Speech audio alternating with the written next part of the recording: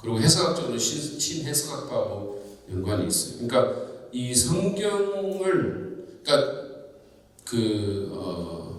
칼 바르트가 그런 얘기를 했잖아요. 성경은 하나님의 말씀이다가 아니라 성경은 하나님의 말씀이 된다 라는 거예요. 영적 조우가 일어날 때, 그러니까 객관적으로는 성경이 하나님의 말씀이 아니고 영적인 조우가 일어날 때, 그 말씀을 통해서 뭔가가 일어날 때 하나님의 말씀이 된다, 이렇게 말했습니다. 그런 어떤 그 스피릿을 이들도 갖고 있어요. 이런 종류의 성경관을 갖고 있습니다. 그리고 이들은 또 그 청중의 역할에 더 강조를 해요. 그래서 굉장히 중요한 역할을 합니다. 청중이 설교자와 함께 의미의 경험을 만드는 거죠. 그거를 굉장히 강조합니다. 그래서 진리란 그 자체로 의미가 없고 청중을 위한 진리가 되었을 때 의미가 있습니다. 그러니까 지금 해석학적으로 이렇게 이 복음주의 해석학도 많이 거기에 따라가고 있는데 그 일리가 상당히 있다고 보는데, 그게 이제 그 중에 하나가 뭐냐면 이 독자의 역할. 그래서 이제 그 소위 지평의 만남이라든지 이런 얘기를 많이 하잖아요, 그죠? 그래서 이제 이 성경을 읽는 독자가 아무것도 없는 상태에서 성경에 접근하는 게 아니라는 거예요. 뭔가 그 안에 선 이해가 있고, 그래서 그런 것들이 이제 이 소위 나선형 구조로 이렇게 올라가면서 의미가 이렇게 드러난다라고 얘기를 하는 것처럼 이제 그들이 그런 것들을 적용을 해요. 그래서 이 사람들은 진리란 그 자체는 의미가 없고 청중을 위한 진리가 되었을 때 의미가 있다는 거예요. 그래서 이제 이 청중을 굉장히 중요하게 생각하고, 그 다음에 이제 청중의 역할을 굉장히 또 강조합니다. 그래서 적용을 직접적으로 결론을 제시하지도 않아요. 이래라 저래라 이런 걸 절대 안 합니다. 이래라 저래라 하는 것은 본의 있는 자들이 하는 거기 때문에 여러분들 이렇게 하십시오 저렇게 사십시오 이런 말 안 해요. 그냥 얘기를 해요. 얘기를 하고 영화 보는 것처럼, 여러분 영화 보면 영화에서 영화 그냥 얘기 끝나는 거예요. 그럼 사람이 그냥 느끼죠. 그 영화를 보고.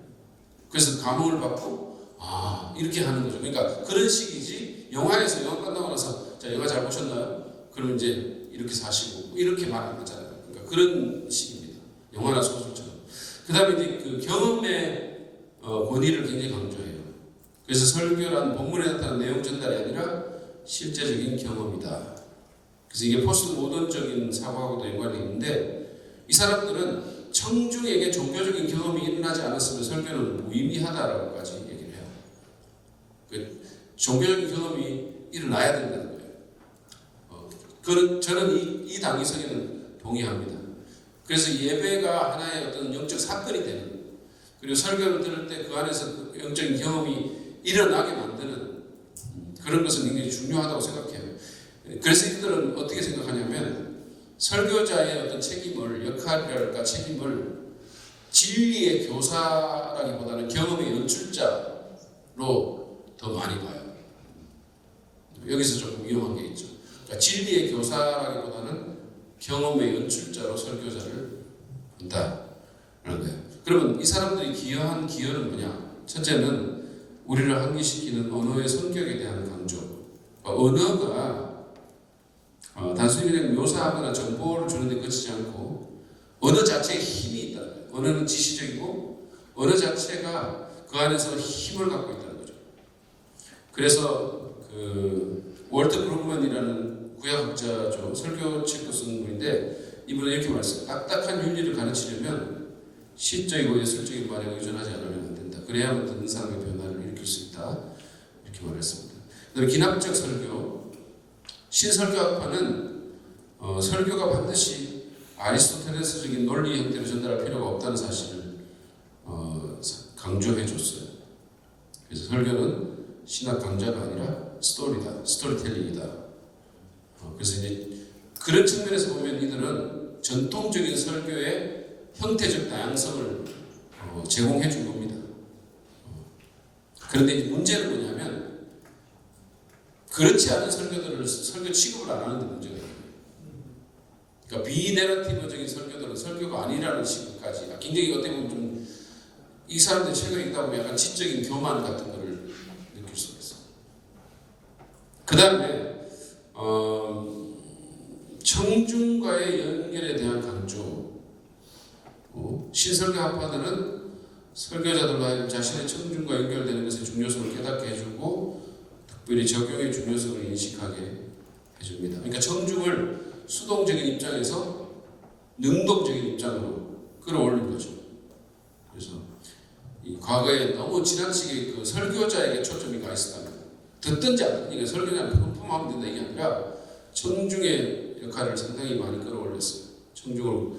그 다음에 네 번째는 청중의 정서적인 경험에 대한 관심이 많다. 이것이 그들이 기여한 바다. 그러니까 청중의 정서적인 경험을 우리가 설교자가 주의하도록 해줬다는 거예요. 그러니까 전통적인 설교는 이성에만 너무 많이 집중했는데 이제는 가슴을 움직여야 한다는 것. 그래서 이제 설교를 사건으로 보게 만든 거죠. 그래서 잔 올트버그라는 그 훌륭한 설교자가 있어요. 그 사람은 자기가 설교를 준비하면 언제나 질문하는 게 이 설교가 사람들의 머리에 또는 지성에 어떤 정보를 주었겠는가, 어떤 영향을 줬겠는가를 질문한과 동시에 이 설교가 사람들의 마음에 어떤 영향을 줬겠는가를 반드시 질문한대. 우리 하트에. 그 다음에 이야기의 기능에 대한 새로운 인식. 예전에는 이 얘기가 그냥 예화로서의 기능만 했다면 이제는 진리를 주는 도구, 메시지죠. 이야기 자체가 어떤 메시지다. 보조 도구가 아니라 이야기 자체가 메시지다. 뭐 이런 의미죠. 그 다음에 성경에 대한 신선한 이해. 성경 말씀을 새로운 방식으로 보게 만들었어요. 그 말은 뭐냐면 성경 말씀을 조직신학적인 틀에 의해서만 본 게 아니라 진짜 있는 그대로 보게 만드는 그런 어떤 역할을 그들이 했다는 거죠. 그 안에서의 어떤 갈등이라든지 긴장이라든지 이런 것들을 보게 만들었어요. 그럼 문제점은 뭔가요? 문제점은 청중의 역량에 대한 과도한 신뢰. 그게 그들의 문제점입니다. 청중이 과연 이 기남적인 설교를 자기들이 정확하게 해석해서 결론을 내릴 수 있을까? 라는 거예요. 청중이 설교를 영화를 보듯이 설교를 듣고 내가 이 설교를 듣고 뭐를 해야 되겠다라고 그들이 그 적용점을 자기들이 스스로 판단해낼 수 있을까? 그들은 이걸 그럴 수 있다라고 생각을 하기 때문에 청중에게 결론을 그냥 맡기는 거예요. 적용을 맡기는 거죠. 이거는 어떻게 보면 인간의 자유의지에 대한 지나친 신뢰라고 봐요. 근데 이제 우리가 왜 이런 식으로 가느냐 하면 이 신설교학파의 대다수가 웨슬리언들이거나 알미니언 쪽이죠. 아니면 이제 신학적인 진보주의자들이 많아요. 그래서 좀 그런 경향들이 있습니다. 그 다음에 이제 또 다른 문제점은 성경의 권위에 대한 낮은 견해다. 그러니까 아까도 말한 것처럼 성경의 객관적인 권위를 인정하지 않고 이 청중과 조우 가운데 권위를 주는 거죠. 그래서 버트릭은 이렇게 말까지 했어요. 우리는 설교가 하나님의 말씀이 되기 위해서 반드시 성경으로부터 설교하는 것이 필요하다고 말해서는 안 된다. 이렇게까지 말했어요. 그러니까 꼭 성경 갖고 본문 갖고 설교할 필요는 없다. 이렇게까지 말했어요. 그냥 얘기합니다. 그 다음에 세 번째는 설교자의 영적 권위에 대한 경시가 또 문제점입니다. 또 다른 문제점이에요. 그러니까 이게 뭐냐면 언제나 이게 대화적으로 비지시적으로 탈권위적으로 이야기를 하다 보니까 성도들이 이제 그 말씀의 권위라든지 설교자의 영적 권위 같은 데서 가볍게 생각하거나 혼란을 느낄 수 있다라는 거예요. 그죠?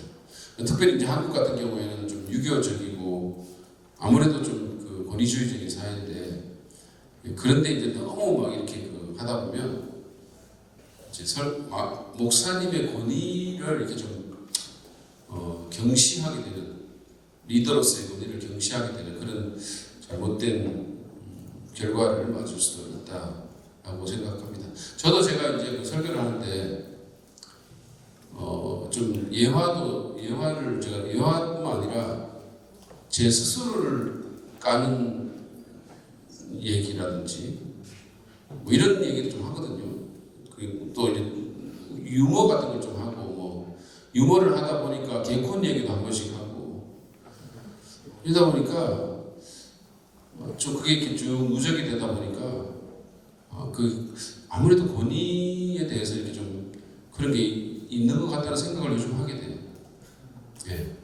그래서 아무래도 이렇게 좀 한국 성도들에게는 목소리 좀 깔고 사랑하시는 여러분 뭐 이렇게 좀 나가면 이렇게 좀 뭐가 있어 보이는데 좀 아무래도 그런 것 같다는 생각이 좀 든 거죠. 제가 이제 한 번은 이런 얘기를 한 적이 있어요. 우리 교회에 이제 그 예전에 저기 있을 때 매번 이제 그 돈 달라고 하는 분이 있어요. 그럼 제가 이제 그분 일주일에 한 번 오기 때문에 언제 알거든요. 그럼 이제 딱 준비를 해놔요. 1,000원짜리를 준비를 해놨습니다. 그래가지고 이제 딱 왔는데 1,000원을 주는 거죠. 항상 1,000원을 딱 주면 받아가요. 10,000원. 그런데 한 번은 이제 왔는데 내가 미처 준비를 못한 거예요. 그때는 1,000원짜리 준비를 못했어요. 그래서 이제 왔는데 보니까 50,000원짜리밖에 없어요. 주기 싫은 거야. 못 주겠어요. 그래가지고 내가 어떻게 했냐면 그 우리 교회 그때 이제 커피 그거 100원 동전 넣으면 있는 거 있잖아요.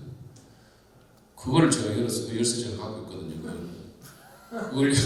그걸 열어가지고 그걸 또 그 사람 믿는 데서 이렇게 셀 수는 없잖아요. 그러니까 대충 집어가지고 이렇게 한 1,000원쯤 되게끔 대충 딱 집어가지고 줬어요. 그래서 자기도 이렇게 받아가지고 인사하고 가더라고. 그러더니 나중에 돌아왔어. 좀 있다가 돌아가고 나고 뭐라는지 아세요? 900원인데요.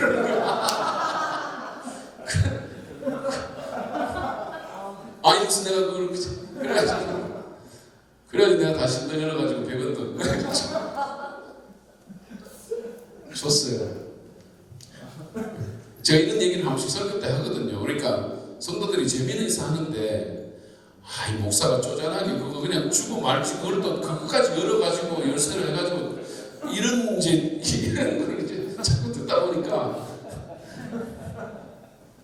그래서 좀 한 번씩 그런 생각이 들어요. 그래서 좀 거리가 좀 없나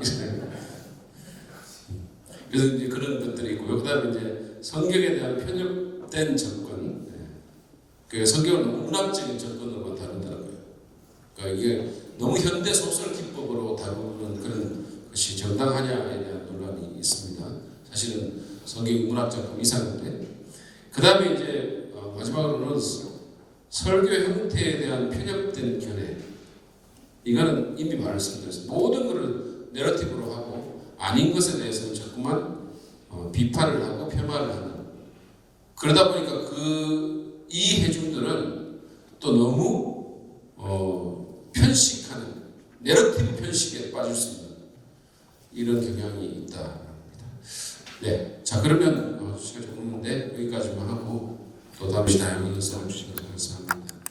우리 내러티브 설교에 이제 그 이해하는 부분들의 마지막 부분인데요.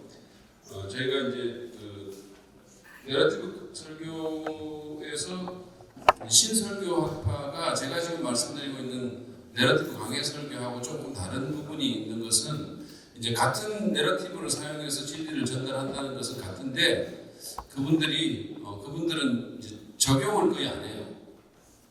그러니까 오픈 엔딩을 해가지고 결론을 성도들에게 맡겨버려요.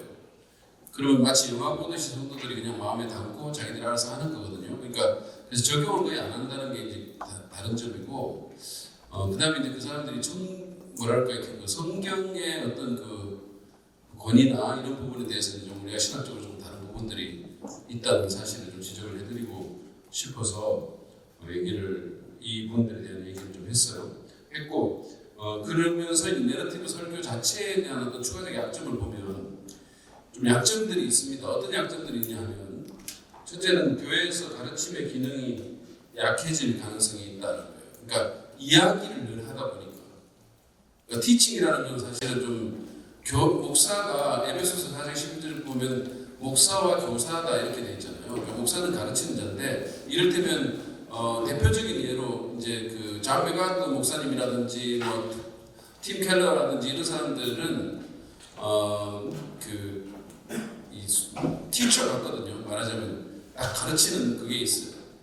논증도 하고 그런데 이제 이야기로 자꾸만 하다 보면 이 가르침의 기능이 좀 약화되는 그런 경우가 있습니다. 그래서 신학이나 교리를 좀 제대로 정확하게 못 배울 가능성이 있죠. 물론 이게 보완할 수도 있습니다. 이를테면 다른 시간을 통해서 가르치고 주일 설교 때는 이제 이야기 설교를 하고 이렇게 하면 보완이 되고, 아니면 이제 메뉴를 쓰면 보완이 되는데, 이것만 계속적으로 하다 보면 아무래도 가르침의 기능이 약화되고 성도들은 좀 이야기로 엔터테인 받는 듯한 느낌을 가질 수 있는 그런 위험성이 있다는 거죠.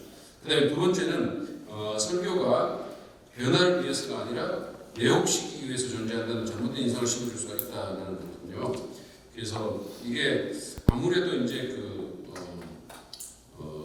이런 이야기는 즐기게 되는 그런 경우가 있기 때문에 좀 성도들이 이 말씀에 회개하고 정말 그 변화를 향해서 나아가는 면에 있어서 연역적 논리적 설교만큼 어떤 그런 힘이 좀 약할 수 있다는 거예요. 상대적으로. 그래서 물론 마음을 움직여서 그거를 하게 만드는 힘은 있는데 직접적이지 않으니까요. 아무래도 그런 면에서 조금 약점이 있을 수 있다는 겁니다. 그래서 사람들이 그냥 엔터테인 받고 가는, 옛날에 이동훈 목사님이 그런 얘기를 하셨거든요. 자기 교회 교인들을 보면 한 번씩 자기 고민이 빠지는데 설교를 즐기는 사람들이 있는 것 같아요. 그냥 엔조이하는. 그러니까 거기에 너무 익숙해져 있는 거죠. 그런가 하면 또 다른, 이거는 그 자체의 약점은 아닌데, 대중들 가운데는 이 이야기 쪽에 별로 안 끌리는 사람들이 있어요. 그런 사람들이 분명히 있습니다. 그러니까 그 자체가 아예 그냥 굉장히 논리적인 사고를 하고 말을 할 때도 첫째, 둘째, 셋째 이렇게 말하는 분들이 있어요. 저희 장인어른이 그 대표적인 케이스인데, 저희 장인어른이 상당히 논리적인 분이거든요. 수학 이런 거를 하여튼 잘하시고 이런 분인데, 그분은 그 성결교회 장로님이신데 자기 교회에 담임 목사님이 은퇴하시면서 이제 기념 설교집을 내셨는데, 거기 추천사를 우리 장인어른이 쓰셨는데 추천사를 3대지로 썼는데 그때 처음 봤습니다. 딱 그냥 3대지로 첫째, 둘째, 셋째 이렇게 쓰시더라고요. 간단하게. 그러니까 항상 그런 분들이 있는 거예요. 그러니까 교회 회중 가운데는 이야기에 잘 안 끌리고 탁탁 이렇게 논리적으로 맞아떨어지기를 원하는, 그것이 설교라고 생각하는 그런 분들이 또 있습니다. 근데 그런 분들에게 이제 자꾸 내러티브만 계속하면 그분들은 이제 대지 설교하는 쪽으로 옮길 가능성이 좀 있죠. 그래서 그런 어떤 약점들이 있고요. 자, 그다음에 이제 내러티브 설교자의 소양 개발, 어떻게 우리가 내러티브 설교자로서 소양을 개발할 수 있을까? 첫 번째는 성경을 잘 읽을 필요가 있어요. 그 말은 일단 기납적으로 읽는다. 성경을 읽을 때 연역적으로나 조직신학적으로 읽지 말고, 이거는 사실은 쉬운 일은 아닌데요. 우리가 이미 본문의 스토리에 너무 익숙해져 있기 때문에 결론도 다 알고 또 조직신학적으로 사고를 하잖아요. 그런데 이제 그런 거를 좀 배제하고 읽으라는 거죠. 가능하면 내 선 이해나 편견을 좀 배제하고 면밀하게 관찰을 하면서 좀 뭐랄까 이렇게 내가 혹시 있다가 이렇게 좀 의심스러운 부분, 고개를 갸우뚱하게 만드는 부분, 이런 것들이 있으면 그걸 계속 좀 파고 들어가는 게 필요하다. 우리가 보통 보면 그냥 이게 이해가 잘 안 되거나 의심스럽더라도 내가 가진 조직 신학적인 프레임 안에서 그냥 설명하고 넘기는 경향이 있어요. 그래서 그러지 말고 질문을 하면서 갈등 요인을 찾고 성도들이 그 갈등을 느낄 수 있도록 그렇게 성경을 읽을 필요가 있다. 왜 이렇게 하시지? 이런 경우에 정말 그 하나님이 선하신가? 이제 그런 거죠. 우리가 늘 이제 그런 여기 찬송가 중에 얘기했잖아요. 하나님 공평하신 하나님은 이런 게 하나님은 공평하시다. 이제 우리가 늘 그런 얘기들을 듣잖아요. 근데 사실은 살다 보면 안 공평할 때가 있는 것 같아요. 아니 하나님 진짜 공평하신가? 성경 읽다 보면 그런 게 들 수 있거든요. 근데 그걸 이제 그렇게 넘겨버리는 경우가 있는 거죠. 어떤 사람들은 저도 어제 그 김관성 목사님 얘기 들으면서 그런 생각했거든요. 내가 만약에 저렇게 살았으면 나는 지금 여기 있을 수 있을까 이런 생각이 들었어요. 내가 만약에 그분 어제 자기 목회 얘기만 했는데 그 전에 삶도 진짜 끝내주거든요. 그렇게 살아서 그 상대적으로 저는 너무 편하게 산 거예요. 그런 측면을 보면 물론 내가 교단을 어려운 교단 선택한 거는 맞는데 그걸 제외하고는 그분 그 본질 이긴다 그 책에 뒤에 보면 성공하고 싶으냐 거기 보면 그거 나와 있어요. 성공하고 싶은 젊은 목회자들한테 주는 얘기인데 그게 스크루테이프라고 그 편지 형식 그거를 이제 빌려서 한 건데 성공하고 싶은 교단 잘 선택해야 된다고 하신 말씀. 어쨌든 그건 그런데 안 될 교단 선택하지 말아요. 근데 이제 아니 그런 거 그런데 제가 이렇게 생각해 보면 저는 굉장히 어떻게 보면 평탄한 길을 걸었던 것 같아요. 그분한테 비하면. 뭐 저희 집안도 그랬고 아버지가 교수님이셨고 그럼 저는 뭐 이렇게 물질적으로 제가 부족하다는 생각을 한 번도 거의 한 적 없고 물론 유학 때는 힘들었어요. 유학 시절 때는 제가 힘들었지만 왜냐하면 유학 때는 결혼을 해 있었고 더 이상 손을 벌리기가 제 자존심이 허락이 안 해가지고 그런 건 있었지만 뭐 그랬거든요. 그랬고 목회도 사랑 믿는 교회를 제가 맡아가지고 그렇게까지 힘들었던 적이 별로 없었던 것 같아요. 사람들이 제가 건축한다고 하니까 왜 건축하면서 얼굴에 살이 붙냐고 막 온갖 얘기들을 하는데 제가 죽기를 바라는 듯이 많은 분들이 그렇게 얘기를 했어요. 근데 저는 건축할 때도 그렇게까지 힘들지 않았거든요. 솔직히 그렇게까지 막 죽을 만큼 힘들거나 뭐 목회에 해이를 느낀다거나 이런 적이 없었어요. 그냥 아니 우리 교인들은 이상하게 뭐 저희는 그 건축할 때도 투표했을 때 99% 찬성했거든요. 공산당이에요. 그 반대하는 사람도 없고 그러니까 뭐 그래서 그렇게까지 그렇다고 또 뭐 건축하는데 막 이래라 저래라 배나라 감나라 이런 것도 한 번도 없었어요. 그래서 건축하고 저하고 거의 다 알았어요. 그러니까 그래서 이제 제가 말하는 거냐면 그래서 어제 그분의 그 처절한 얘기 막 개척교회 얘기 막 그런 얘기를 들으면서 저도 물론 목회 가운데 제 스스로는 어려움이 있었어요. 없는 건 전혀 아닙니다. 근데 저도 이제 사표 낼 뻔했던 적이 있었거든요. 사표를 내야 되나 고민을 몇 번 했었는데 그런 정도의 어려움은 있었는데 이렇게 처절하진 않았거든요. 그래서 내가 그 얘기를 들으면서 야, 내가 만약에 그분의 입장에 있었으면 내가 과연 버텨냈을 수 있었을까? 목회를 계속 했을까? 이런 생각이 들더라고요. 그러니까 그런 측면에서 공평 안 해요, 하나님이. 공평 안 합니다. 그래서 뭐 그리고 또 나보다 더 나은 더 편하게 가는 인간들도 많아요. 그죠?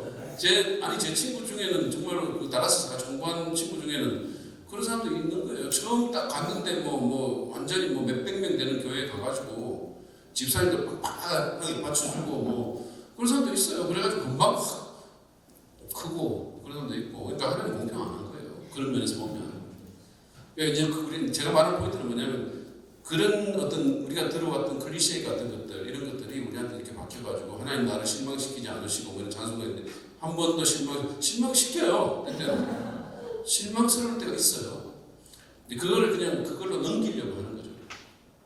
근데 그거를 좀 파고들 필요가 있다는 거예요. 그래야 이게 성도들이 느끼는 리얼리티하고 이게 맞아 들어가고 그래서 성경이 실제 인물처럼 되는데 안 그러면 너무 이게 아이디어를 한 거죠.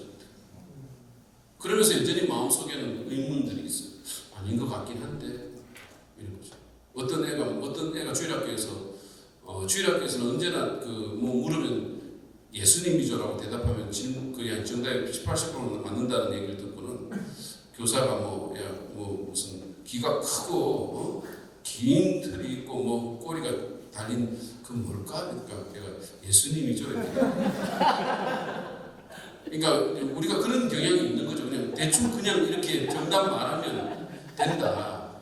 그래서 그냥 explain, 영어로는 explain away라고 해요. 그냥 피상적으로 설명하고 넘어가 버리면 안 파고드는 거죠. 그 사람의 마음이나 이야기의 어떤 심각성. 그러니까 그게 피상성으로 그냥 있을 수밖에 없거든요. 그래서 우리가 어쨌든 읽을 때 성경 잘 읽어야 된다. 그래서 그런 것들 질문하고 그 다음에 이제 관상적으로 읽으라는 말은 그거는 이제 너무 분석적으로 읽기보다는 묵상 가운데서 이제 좀 영적 경험을 추구하면서 읽으라는 얘기죠. 그래서 엠마오의 그 제자들처럼 마음이 뜨겁게 되는 어떤 그런 지점이 있을 수 있도록 또 지식만이 아니라 인격적인 어떤 만남을 추구하면서 읽는, 물론 성경 읽기가 다양한 차원이 있는 걸 제가 알아요. 그렇지만 그런 어떤 차원들도 필요하지 않을까. 짐 신발라가 성경에 대한 책을, 성령에 대해서 책을 쓰면서 거기 성경 읽기에 대한 섹션이 있는데, 성령으로 다시 시작하라는 책에 보면 성경책 읽을 때 항상 성령의 어떤 역할을 생각하면서 성령의 역사를 기대하면서 읽으라고 그렇게 도전하는 게 있어요. 그래서 어쨌든 간에 그런 영적 경험을 추구하면서 읽는 것. 그리고 이제 다양한 방법을 사용하면서 읽는데, 헤델스 교수님이 그 삶을 변화시키는 성경 연구라는 책에서 말한 것처럼 다양한 번역본들을, 그래서 특별히 이제 좀 우리가 너무 익숙해진 성경 말고 의역본 같은 거, 유진 피터슨의 메시지 같은 것들은 그거는 사실은 성경 옆에 성경이다 그래요. 저는 유진 피터슨의 메시지라는 성경을 교회에서 그 텍스트로 이용하는 것은 저는 반대예요. 그러나 보조 도구로, 보조 성경으로 이용하는 것 훌륭하고, 또 때로 우리가 이제 어떤 구절들을 그걸 갖고 이렇게 조명을 시켜나가고 새로운 느낌을 심어주는 그런 것들은 좀 좋다고 생각해요. 현대인의 성경, 공동번역 이런 것들도 그렇고 영어로 읽을 수 있으면 더 좋고요. 그 다음에 이제 본문을 자기 말로 이렇게 다시 써보는 거죠. 그것도 우리가 성경을 새롭게 보게 만드는 그런 역할을 합니다. 그래서 이제 성경 스토리 사도행전 17장에 나오는 뭐 바울 얘기라든지 이런 것들을 내가 다시 써보는 거예요. 리라이팅을 하는 거죠. 그 다음에 좀 다른 사람을 시켜서 읽게 하거나 듣는 성경. 요즘 그 오디오 성경이 굉장히 잘 있어가지고 막 효과도 좋고 그런 것들을 통해서 읽든지, 하여튼 그런 번역본들 다양하게 읽고 다양한 번역본들 방법들, 성경 있는 환경을 바꾸는 것도 우리가 한번 시도해 볼 만하다. 그러니까 꼭 어떤 그 목사실에 앉아서만 하는 게 아니라 성경 갖고 나가서 다른 데 가서 이렇게 야외에서 있거나 스타벅스에서 있거나 뭐 이런 것도 우리가 시도해 볼 만하다. 그래서 그럴 때 좀 새로운 느낌을 가질 수 있지 않을까 생각이 듭니다. 자, 그 다음에 두 번째는 상상력을 개발하는 건데요. 상상력은 진짜 하나님이 주신 최고의 인간에게 주신 선물인데요. 먼저는 감성을 좀 살찌우는, 여러분 감성 관리 잘 하십니까? 감성이 어떠세요? 여러분의 감정적 세계는 안녕하십니까? 이게 좀 잘 관리가 안 되는 경우에 스트레스 받고, 목회하다 보면요 다 그렇잖아요. 스트레스 받고 또 목회적인 어떤 요구들이 참 많아요. 그러다 보면 감성 관리가 좀 안 되고 늘 이렇게 쫓기는 듯한, 토요일은 또 어쩌면 그렇게 빨리 돌아오는지, 하여튼 뭐 그런 쫓기는 듯한 삶이 계속 반복되죠. 그리고 뭐 늘 어떤 내가 예상치 못한, 어제도 어떤 분이 여기 계시다가 장례 생겼다고 또 마음에 챙겨서 나가시고 이렇게 하는 거예요. 그러니까 이 목사의 삶이라는 게 사실은 어떤 그 우리가 관리를 제대로 안 하면 여유가 없는 거예요. 밤에도 뭔가 이렇게 뛰쳐나와야 되고 막 이런 늘 프레셔 가운데 있다 보니까 그걸 메마르게 되죠. 메마르게 되고, 거기다가 이제 성도들도 말 잘 듣는 성도만 있으니까 짜증나게 하는 사람들이 있고, 그냥 그 힘들게 하는 사람들이 있고, 그러다 보면 막 마음들이 참 이렇게 힘들어져요.